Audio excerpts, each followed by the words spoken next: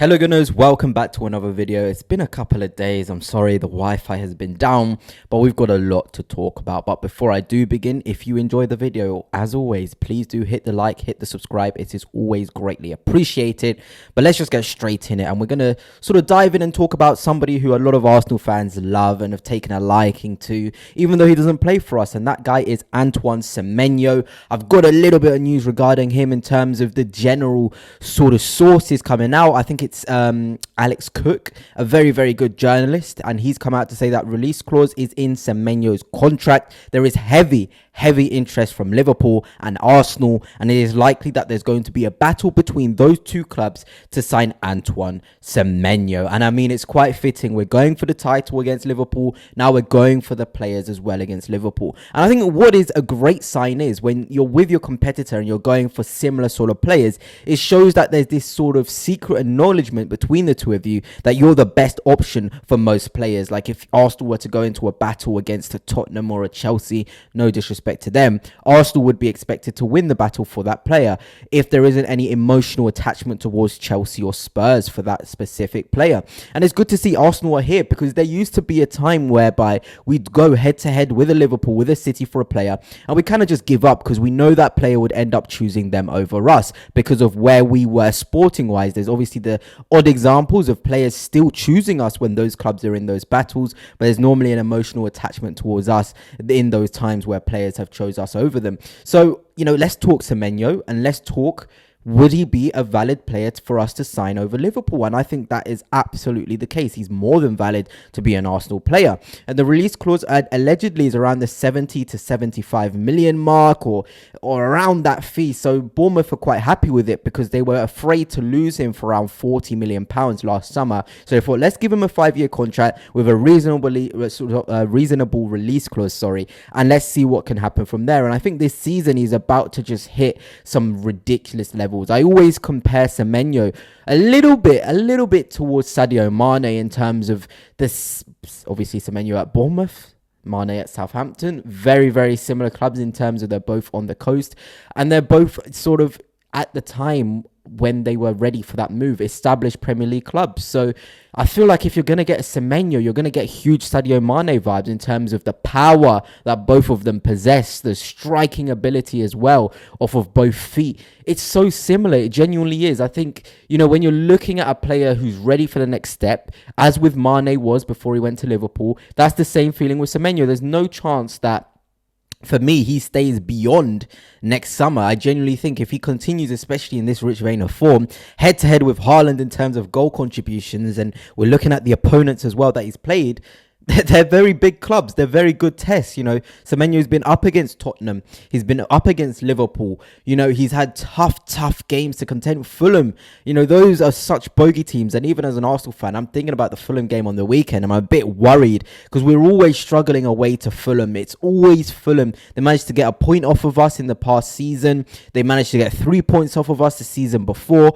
They just always manage to find a way against us. But I'm very, very confident now with the players that we've got that we can beat Fulham. And looking at players like Semenyo, and you're thinking about the games in which Arsenal struggle into, he would make the difference. A sort of player who can pull a rabbit out the hat. We saw his goal against Fulham actually just before the international break on that Friday. Phenomenal. The first one. The second one, brilliantly taken. He's just so prolific and so efficient in front of goal now. I think that was always the next step in terms of his end product. Can you usurp the role of being the main man? And I certainly think so. And if it was to come down to us versus Liverpool, I'd bag us to win every single time, because Semenyo, again, like I've said, he's got that emotional attachment towards Arsenal. He is an Arsenal fan. This has been confirmed. Then again, where Arsenal are, I think we will win the Premier League this season. I feel like Semenyo will want to be part of that dynasty. He's now edge sort of going towards 25, 26 now, where you're thinking about, just where can I be from the rest of my career and be effective and be sort of that quality sort of player. And I think Arsenal is that place. And you're thinking about Arsenal, who could leave? Martinelli and Trossard, I think there's big seasons for them. Both of them actually had a really good international break in terms of effective for Belgium, for Trossard, effective for Brazil in the number 9 position for Martinelli. So both have had really, really good international breaks and have been quite effective this season. But if you were to say Trossard and Martinelli out for a Semenyo next summer, let me know. Are you taking it? I think I'm taking that. I genuinely am. Then you've got Semenyo, Eze, Madueke, Saka, you know, Gyökeres, Havertz. You've got enough bodies in there. Then you've got Max Dowman as well. I think Arsenal are in a phenomenal position in terms of our front line. If a Semenyo comes in and two go, and that's also thinking about Jesus, who's more than likely to leave even in January or next summer. So I think Arsenal are going to put themselves in a phenomenal position to go and get a Semenyo and not really hurt the squad harmony or the squad building. I think he's the perfect time to get a player like him. And like I've said, I feel like us over Liverpool would certainly be a choice he's made. I've seen so many Liverpool fans agree with that point of view that Semenyo would choose Arsenal over Liverpool. And I think that is phenomenal news for us. But let's move on to the next bit of news. And it's an Arsenal player making a bit of history. Just a couple of hours ago, actually, Max Dowman has scored his first goal for Arsenal under 19s, and he becomes the youngest ever scorer at that level for England. And I'll try and show you the goal now.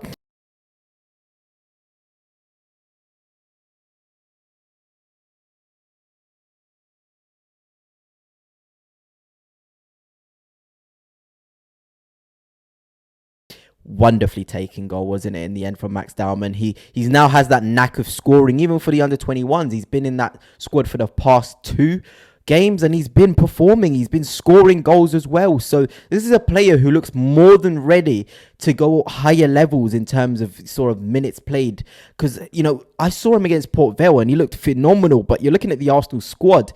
You know, Madueke is injured, but he'll be back in what, 4 or 5 weeks' time? Would we have played Brighton by then? That's a question to ask. Then you're thinking about the other players that aren't getting game time, like the Martinelli, who's been used off the right. Our squad is so competitive and so full that you're looking at games and you're like, where could Max Dowman get a proper start here and try and impact the game? That's genuinely the questions that we've got to ask ourselves. And you know, it's a good position to be in. I mean, we've got young players that are ready and wanting to make impacts. And Max Dowman breaking that record for England is phenomenal. It genuinely is. And I feel like he's just going to keep going forward, keep on improving. And that's great for us. And even talking about England, Saka scoring over the international break, Eze scoring over the international break, Declan Rice contributing in the international break as well. It's brilliant. It genuinely is brilliant for Arsenal to see our boys performing at the sort of highest stages. And, you know, it would have been nice to see them not play so many minutes. I think I'm happy that Eze only played, the game against Latvia, the last, 20-odd minutes. So that's good for us. Saka's played a lot of football for England, but he kind of needed the rhythm, to be fair. So good. We saw that goal he scored, phenomenally taken at Wembley. Really, really good strike. And he's a player who's ready, I think, to proper take us by the scruff of his neck, just carry us forward. I feel like this is his season to do so, and we're in a season where everyone is believing. It genuinely is such a positive thing when you've got a group of players who just look like they believe. They genuinely look like they believe. And of course, we got some news on Ødegaard. He's going to miss around 9 games, which is such a shame. But the positive side of things is Havertz is very, very near a return. Very good for him. Little roundup as well. Marino scoring twice for Spain. It's always him for Spain. It's remarkable his scoring returns. Mendy influencing for Spain as well. Just everywhere you look, Arsenal players are in phenomenal form. That's a fantastic thing. But anyway, that's it for now. Hope you have enjoyed, and on to next time. Peace.